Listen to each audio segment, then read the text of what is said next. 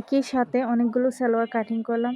Measurement বা মাপ অনুযায়ী আমাদেরকে প্রথমে একটি ভালো করে কাটিং করে নিতে হবে। যেহেতু সবগুলো সালোয়ার একই কামিজের বডির মাপে, টিপস অনুযায়ী কাটিং করলাম সবগুলো। এছাড়া এই সালোয়ারগুলো যাদের বডি 36, 38, 40 তারা খুব ভালোভাবে ইউজ করতে পারবে। এছাড়া এই সালোয়ারটির কাটিং ভিডিও আমি আমার ফেসবুক পেজে দিয়েছি, আপুরা অবশ্যই দেখবেন। ভিডিওটা লং আকারে দিয়েছি, আপুদের অনেক অনেক হেল্প হবে যারা নতুন নতুন সেলাই কাজ করতেছেন। এছাড়া অনেক কাপড়াই কিন্তু মেজারমেন্ট নিতে জানে না, যেমন কামিজের বডি অনুযায়ী হাইয়ের মাপ, লুজের মাপ, কলির চওড়া কতটুকু, কলির লং কতটুকু।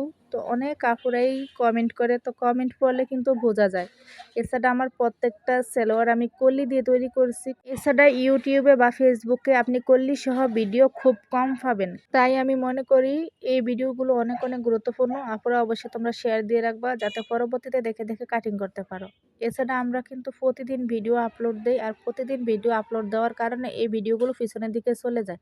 তারপরে যদি শেয়ার দিয়ে রাখো তাহলে শেয়ার অনুযায়ী কিন্তু ভিডিওগুলো সহজে খুঁজে পাবা। তো নিচের সালোয়ারটির পায়ের মুহুরিতে আমরা কোনো প্রকার ডিজাইন দিব না, এখানে কিন্তু পায়ের মুহুরিতে অনেকগুলো সালোয়ারে কুচি দেওয়া হয়েছে। তো যদি আপনারা ফুল ভিডিওটি দেখে আসবেন, আশা করি আপনারা অনেক কিছু শিখতে পারবেন। তো ফুল ভিডিও না দেখলে আমরা কখনোই কাজ শিখতে পারবো না। অনেক আপুরাই কিন্তু ভিডিও টেনে টেনে দেখে, টেনে টেনে দেখলে কখনোই আপনি কাজ শিখতে পারবেন না।